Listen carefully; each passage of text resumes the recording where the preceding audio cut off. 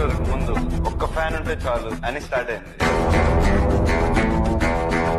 శైలు నా బ్రెయిన్ తో పెట్టుకో పగిలిపోదు.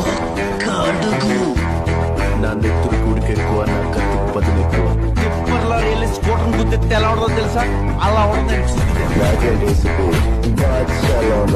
ఏంట్రా చూస్తున్నా? సింహం అక్కడుంది. నేను యముడు రూపంలో వచ్చిన కత్తి వాడటం మొదలెడితే నాకంటే బాగా ఎవరు వాడాడు? అమరేంద్ర బాహుబలి అను నేను